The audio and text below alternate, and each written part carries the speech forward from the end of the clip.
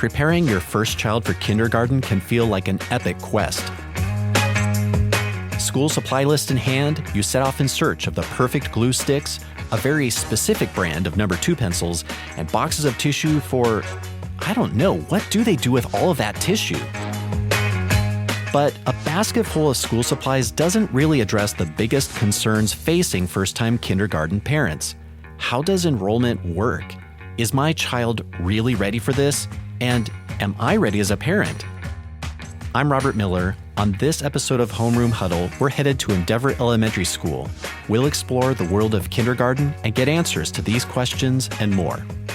Whether you're in the classroom, around the kitchen table, or on the move, Homeroom Huddle is your invitation to stay connected to what matters most in the Issaquah School District.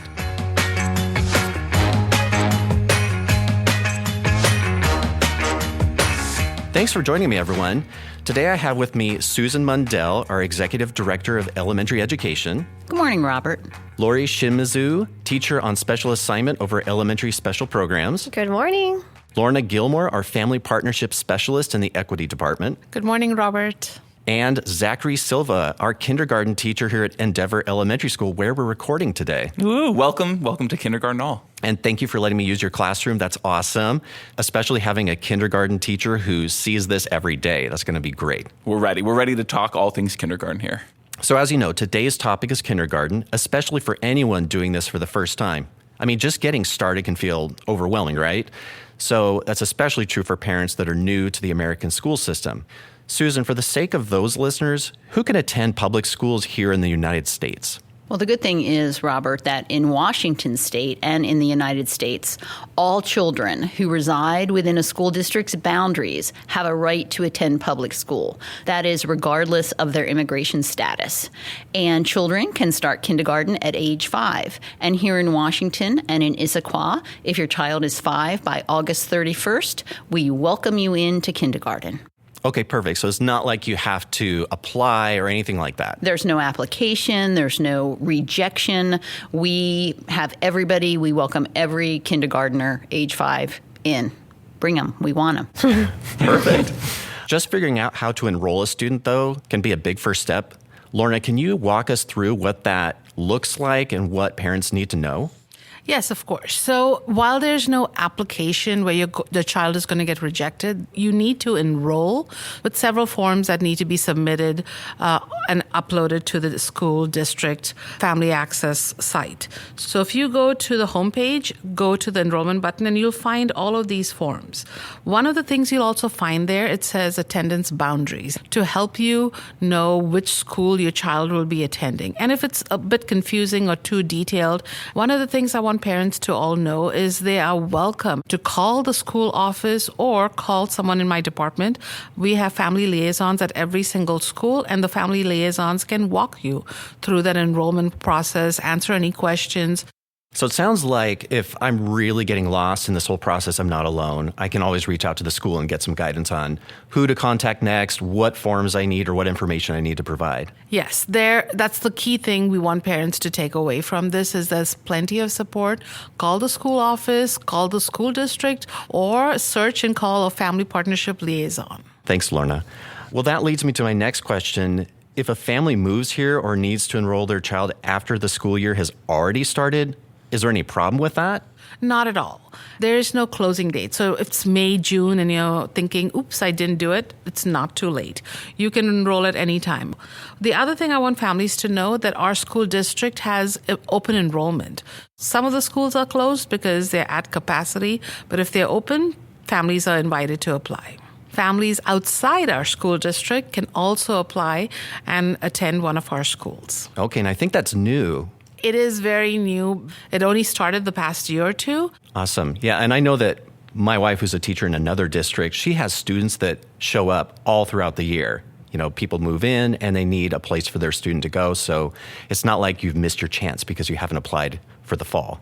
No. Zach, do you want to add something to that? Yeah, I feel like we've had a couple kids come in throughout this year and last year in the middle of the year. And I know, especially in kindergarten, they come in and everyone's excited. There's a new friend. There's someone new to play with. And there's like, okay, great, here we go. And so that should never, be a barrier, certainly. It's just a great time of like, oh, okay, there's someone new here. Let's do this whole thing. Here we go.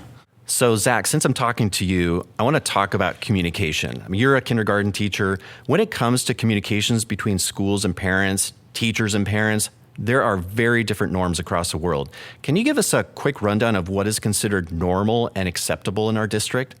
So I think you're going to get a lot of communication from the district level, from the school level, and then from your classroom teacher as well. And so, so you're getting those weekly emails from the district and schools, but then like from your teacher, from me, I send out my weekly newsletter. Maybe there's a couple weeks in March that maybe it doesn't get sent out and it's every other week, and that's okay too, right? And so you're going to hear from me. You're hearing from, this is what's happening in the classroom right now. Maybe here's a couple pictures from what's going on. Here's what's coming up. We've been working on this in reading. We've been working on this in writing, and here's what's happening in math and science. So they're getting a little bit of a rundown. They're getting that window in.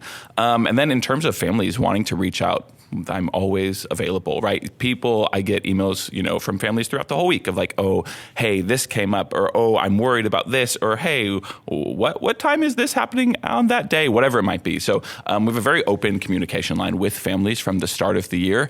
And additionally, what I like to do with families, and again, this is as I would tell my students, something I'm growing into as well, is sending those emails from that teacher, or sending emails to families that are those positive emails as well, right? And it's not, when you get an email from Mr. Silva, you shouldn't be like, uh-oh, what happened at school? It's also like, hey, your student did a really good job today reading, and they were really kind on the playground. So it's those communications are kind of all encompassing. So you're getting a whole mix and rundown from me and from the district and the schools throughout the year. Okay, so it sounds like communication is open. I can reach out at any time as a parent if I have questions, but I should be expecting I'm also going to be hearing from the teacher on a periodic basis. Maybe not like nailed down every week, but it's going to be coming like every now and again. Yeah, don't lock me into every Friday at 5 p.m. But maybe it comes in Monday in the afternoon, whatever it might be. But yeah, you'll be hearing from me and hearing about this is what's happening in kindergarten and at school throughout the day and throughout the week. Got it. Lorna, do you want to add something to that? Yes. When working with families, very often families are very nervous about emailing because they wonder and they're scared of questioning or interrupting because teachers are so busy. And yes, teachers are busy, but your child is very important to us, and teachers welcome conversations and email communications. And email is the preferred way to communicate with teachers, but you can also email a teacher and say, is there a time that we can chat on the phone? Because sometimes back and forth emails take forever to really truly communicate, and a phone call goes much faster than that. Got it. Yeah, and I just wanted to add that there are also those times that, yes, we will welcome the beauty of Zoom is that we can set up a meeting so easily, or whatever it might be, or a phone call. But we've had a couple of families that have just reached out and say, hey, let's just meet in person. And great, come on down. This is my job, right? And so let me talk to you, let me communicate with you, and assuage any fears or concerns that you might have. So just to make sure I'm clear on this, if I am a parent of a kindergartner and I have questions or concerns, maybe about what I'm hearing from my child, about what's happening in the classroom, or I just am wondering how my student is getting along, is it okay for me to reach out anytime? What's the best way to do that? Do I need to schedule well in advance?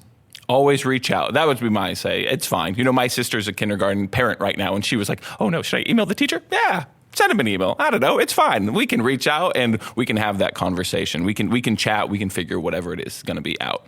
Got it. Thanks, Zach. Now, I've worked in the district a while, so I know there are a lot of start of year events and things that take place to help families get oriented and situated and feel comfortable. Can you walk us through what some of those key events are? And I don't know, Zach, Lori, which one of you wants to take that one? I'm on it. I'm ready to go. So this is what I'm thinking of, those special events as we get ready for the start of kindergarten.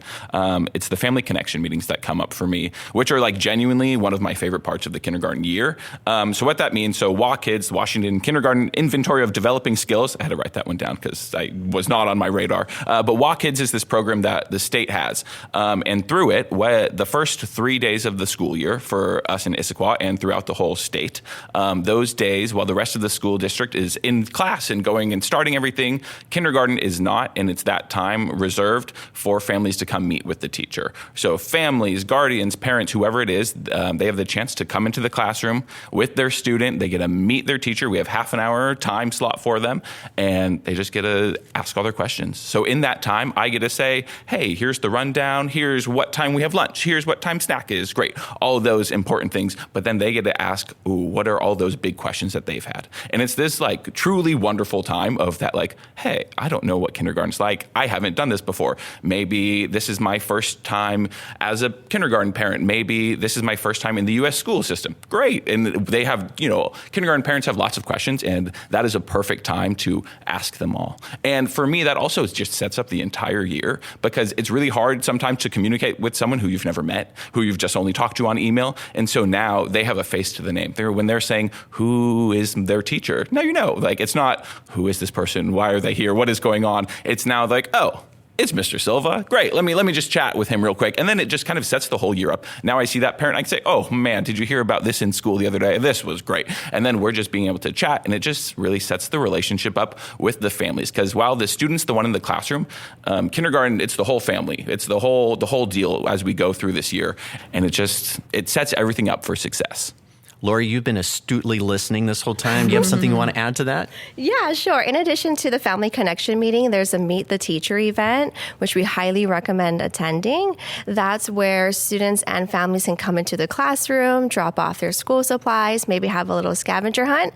It's a great opportunity for both students and families to meet each other and to interact. There's also a curriculum night that happens at the beginning of the school year for families to come in and learn about the curriculum and what's ahead for the exciting year. And am I supposed to remember all these dates, or is there some place I can go to find out what's on the calendar? Great question. So definitely go to your school website, also the PTA website. You can sign up for the school bulletin. That way you can be in the know of activities coming up. On our district website, we also have connected to our kindergarten enrollment page, a kindergarten timeline with all of these great events. Lorna? In addition, the schools all have different events throughout the year to create a sense of community and belonging with their families. So some schools do family literacy nights, some do bingo nights, some do some kind of different spaghetti nights. So the schools all do some kind of a community night. Again, you can find that information on the school bulletin that comes out every Thursdays after 6 o'clock in the afternoon. So I would recommend families go to those. Our PTSAs also do a lot of events to help build that community at that school, which is a parent-teacher-student association that each school has.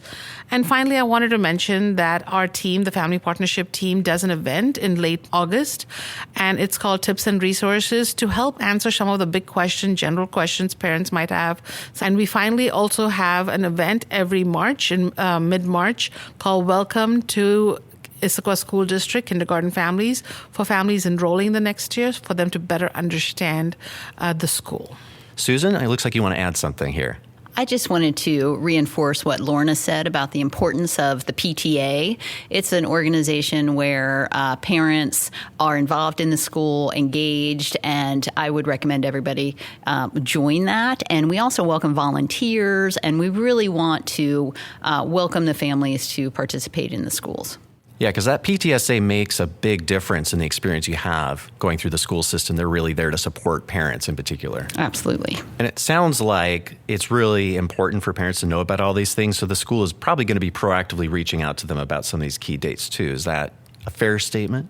Most of this information can be found in the school bulletin. And so all the events that our department or the school does is found in the school bulletin. That's why I'd mentioned the key and the importance of families reading the bulletin on Thursday evenings. Yeah, and those bulletins come out through their email. So they should make sure they are checking their email. Yes. Thank you for that clarification. Okay, so let's jump ahead. We finally made it to the first day of school. What do teachers hope kids will generally be able to do or understand when they walk through that classroom door for the first time? And Zach, you probably are the one that can talk about this the most, although Lori, I know you've also been in the classroom quite a bit. So let's start with Zach and then go over to Lori. Great. The truest answer is whatever they walk into kindergarten with is what we want, right? Like whatever they come with, great. Let's do it, right? And so I think we have such a wide range, right? I think there's lots of questions of, oh man, should my student know? Can they read all these words? Do they know these letters? I don't know, maybe, but like they're going to by the end of the year. So that's not what I'm pressed about. That's not what I'm worried about with you. I want your student to be able to come in and this is my space. They're comfortable here. And my job is going to get them to do all those other things. So when they come in, like on that first day of school, they're going to come in and we're going to start with like some coloring. And then we're going to practice writing some letters. We're going to do all these little steps along the way. And that's kind of how we get to now at the end of the year, we're working on opinion writing. And we're adding all these things in. So what we want them to be is excited to learn. And that's my job. If a kindergarten student isn't excited, then I haven't done my job. And so my job is to be, we're here, we're excited, we're going to sing some songs together, we're going to play some games together, and you're going to learn a whole bunch. And so on that first day, I just want you coming in with the good attitude. And that feels a little like cheesy to say, but like that's okay. We'll get you there. But this is the first day of kindergarten. We're also going to be standing up. We're going to be moving around. We're going to be jumping around. And we're going to be doing some dancing, whatever it's going to be. And Lori, I know you're nodding a lot along to that. Yes, I completely agree with Zach. We want them to feel happy, comfortable, and confident when we walk through that door on the first day, really encouraging them, having excitement, modeling that excitement, and really to helping them be confident. What we can do is help them build independent skills. So simple things like putting on a backpack, talking to a friend, playing with people at the playground. These skills will help them feel happy and confident on the first day of school. Okay, thank you for that. And Zach, yes, you have one more comment? Well, and then just like, I don't know, I do think, now I'm just thinking logistics. And I think there's like always nervous energy and like as is warranted coming in, like my student is going off to kindergarten. This feels like such a big thing. But like we have students who have come in with truly no English and great, they're welcome in Issaquah, they're welcome in our country, they're welcome in the state. And we're going to teach them. We're going to get them wherever they go. By the end of the year, they're going to be reading and we're going to get them to that spot where they're going to be at that next level for whatever that looks like in their academic growth. So it's just an exciting time in kindergarten, and that's why I truly love it, and your student will too. Exactly. As a former kindergarten teacher, every year we have a handful of multilingual students that maybe are learning English for the first time, and seeing their growth is just so amazing. And our kindergarten teachers especially are really good at using visuals and gestures and different things to help them become successful in developing their language skills.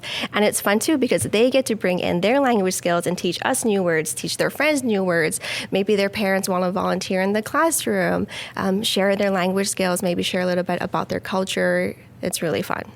That was truly something that was just happening the other day at one of these tables. We were chatting about penguins, and then these students were all talking about what penguin is in different languages. And they were saying, oh, well, in Korean, we say this. Oh, well, in Japanese, we say this. Oh, in Chinese, we say that, right, in Mandarin. And just speaking of all these different languages that come together in just this natural blend, right? This is just a learning moment for all of them that they get to share some of who they are and share that safely with those in who they're in community with. That's great. It's like, just come on into the classroom. We're going to figure it out together. We'll point the right way and we'll get there, and you'll have a great time along the way. Perfect. So once we get past the first week or two, can you help us visualize what a typical day in kindergarten looks like? I mean, what are students learning and doing? So Lori, I want to give you a chance to talk about this because you've been in a lot of kindergarten classrooms, and we can talk about Zach's specific experience as well. Yes, and I tell teachers all the time, and they always agree, we are very lucky to be teachers, especially in kindergarten, because where else could you get paid to play, learn, laugh, and sing all day long? And so, especially with kindergarten, it's a very playful day full of learning, variety of movement activities, being on the carpet, being outside, being in small groups, and playing. Perfect. Zach? Yeah, I mean, how detailed do I go, right? I mean, this is my life. We could talk about this all day. But right, I mean, so like the 10,000 foot view of kindergarten, they come into my classroom, they're putting their backpacks away, they're going to their desks, and they're starting their morning work. And as they come in, I have very calm lighting, and instrumental Taylor Swift music is playing in the background, and the kids are saying, okay, here we go. And then they read some books. Then we have morning meeting, right? That's how the true start of our day is our morning meeting. We welcome each student in, we say good morning, and then there's a morning meeting question, right? And then we're off and going. So then we're going to go into our literacy block, and that's going to stay throughout the whole year. But what we do in that block is going to be changed, right? So at the beginning of the year, let's go over our letters. And maybe your student already knows this. They can learn it again. It's going to be okay. And so we're going to get that. And then as we move throughout the day, then we can do our differentiated learning. That like, oh, my student does know that. Great. And so now how can I help them continue learning? Oh, my student doesn't know that yet. Let's practice some more. And so we're going to get them what they need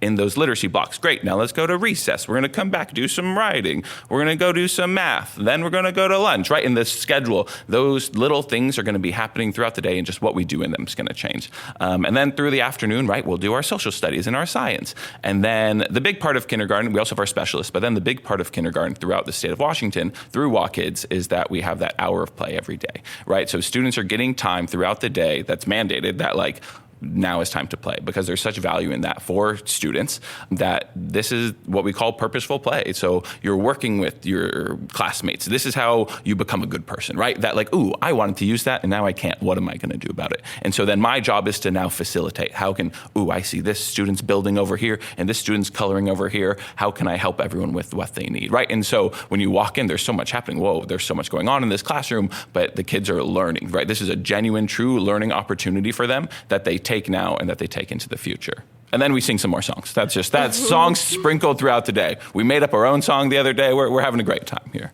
And I know there's some fluidity to that, talking to my wife, because you get to know those kids and you realize, okay, maybe I need to fold in writing a little sooner. We'll delay reading till later. We need a little playtime right now to help them loosen up.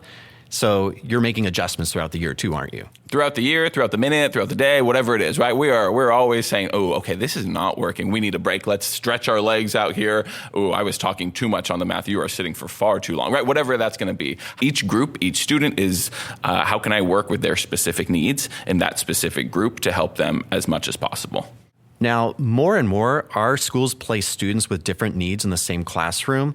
What's the reasoning behind this, and how does it work in practice? Susan, do you want to talk about this one first? Sure.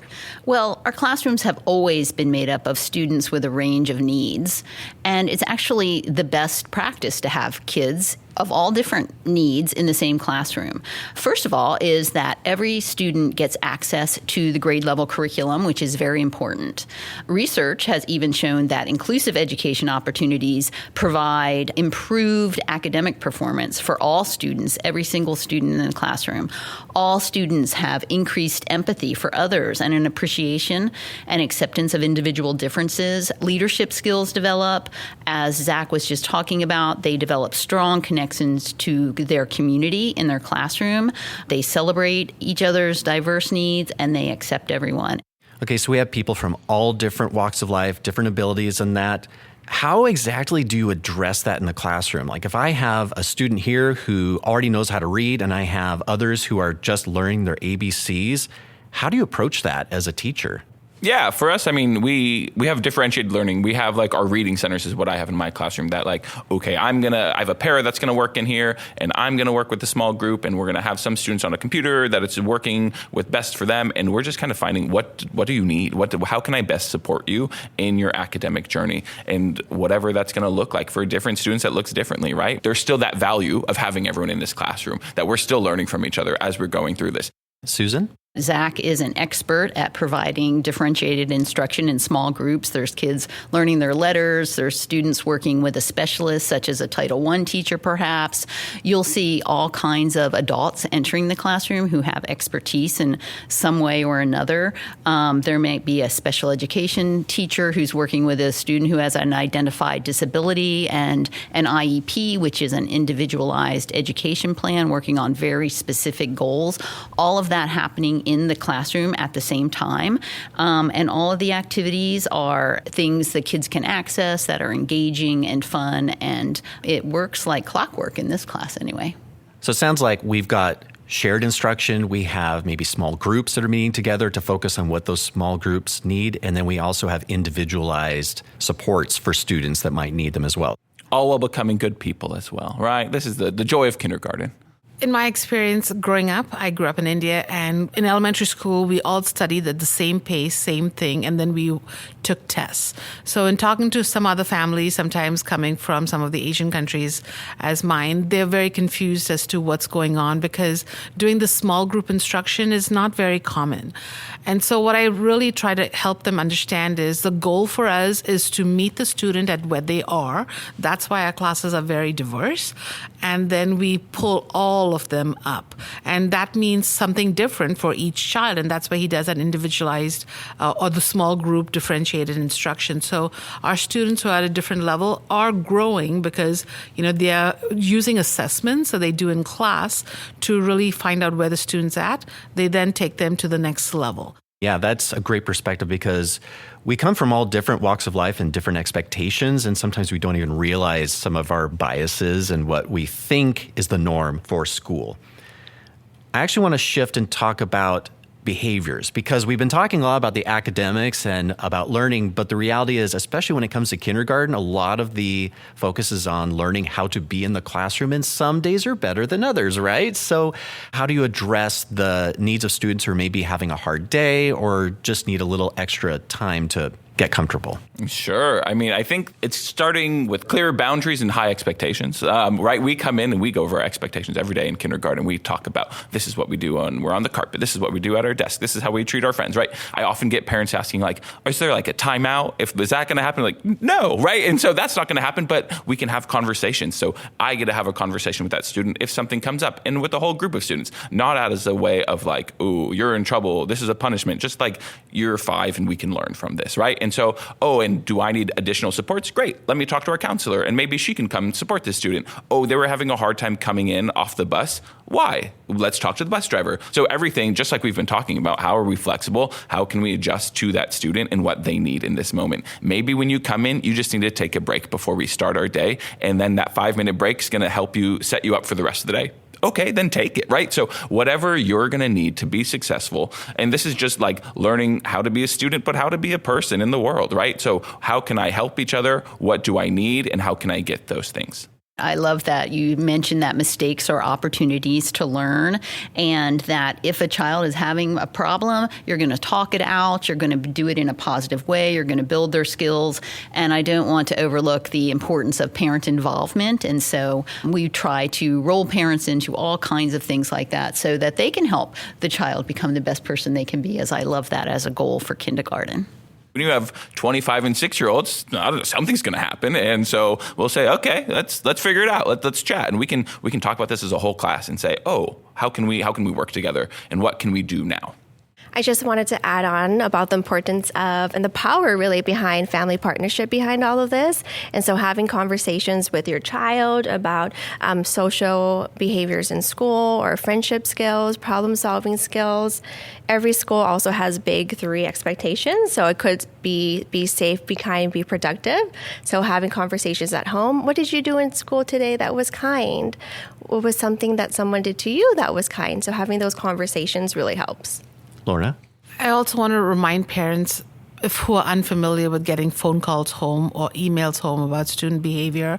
It's not a negative thing. We're not doing this so that we can penalize your child or kick them out of school or anything.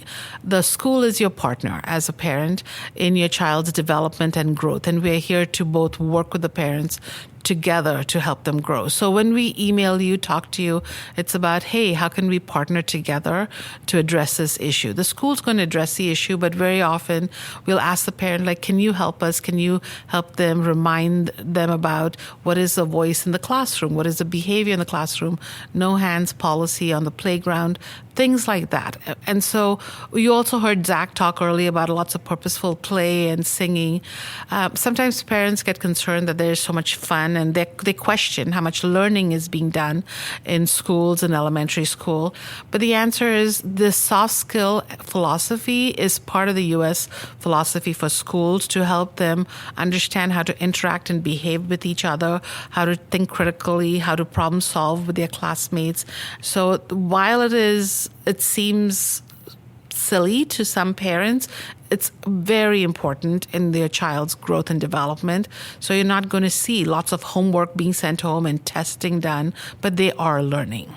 Okay, so a lot of discussion there, which is great. So it sounds like if I can summarize that learning to behave in the classroom and in society is part of the educational process, that it's okay if you get notified, because it's really just about helping you figure out if you want to have a conversation about it with your student at home or just kind of track how they're doing in the classroom.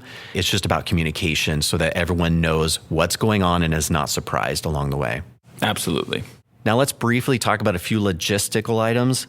How on earth do I get my child to and from school? I know that for some of us, we're used to the idea of school buses, but I don't think everyone knows that's an option. Lorna, can you take us through some of that? Yes. So for students who live more than 1 mile from the school, or there's no safe walking path, there are school buses that are free for all students to ride. And the transportation information is available on the website under transportation or buses. Also, one of the great things we do in around mid-August is something called Ride Along. And it gives us kindergarten students an opportunity to ride a bus, and parents too, if they've never ridden a school bus before, which is so helpful to help them build that confidence for them. There are lots of rules also for children riding the bus, so be sure to look at the information from transportation, because you need to have an assigned parent or guardian pick up their child. It's because we want to make sure your children are very, very safe. Lori, do you want to add something to that? Yeah, something that's helpful if your child is going to be riding the bus, sending them on the bus on the very first day of school, because there'll be additional instruction and support to get them used to that routine from the very first day. And speaking of that first day of school, are there any specific things parents can do to prepare their child for that first day? So even as an adult, transitioning from summer to starting work again can be challenging. So something that we can do as families is to get that routine started ahead of time, thinking through what is your nighttime routine, what is your bedtime, what is your morning routine. Getting that started a couple weeks ahead of time can be very helpful for your student. Okay, so making sure that we're thinking about what we're doing at home and how that's going to impact what's happening at school. Absolutely. And just because parents actually have feelings too, any guidance or encouragement you can give them as they're trying to get their kids ready and themselves ready for seeing their child off to school for the first time? As a person who recently had both of their children go to kindergarten, there will be tears. Don't worry about it. But also know that it's so amazing how well prepared the school and staff and everyone is involved those first couple of days to welcome the children, to make sure that they're safe, to make sure they're getting to the right class. Parents have a lot of anxiety, and be assured that the school has so many procedures in place that things work very, very smoothly. Your child is in safe hands. If you can think to the future when you drop your student off on the first day of kindergarten, if you think about how proud you're going to be at the end of the school year, they're going to be starting to read, they will have made new friends, and it'll just be great. Okay, panelists. As is a tradition on shows that arbitrarily invent traditions, it's time for a quiz we're calling Connect 5, just to make sure we're connecting this to our 3-year strategic plan. We have 5 priority areas. I'm going to read a scenario, and it's your job as our enthusiastic, and I have to say involuntary players, to be the first to name the priority area or areas it connects to. The winner is going to walk away with his prestigious tiny gold star sticker that they can put on an object of their choosing. Are you ready? Oh, yeah. Ready. Born ready. Yes. All right, let's begin. Okay, here's the first scenario.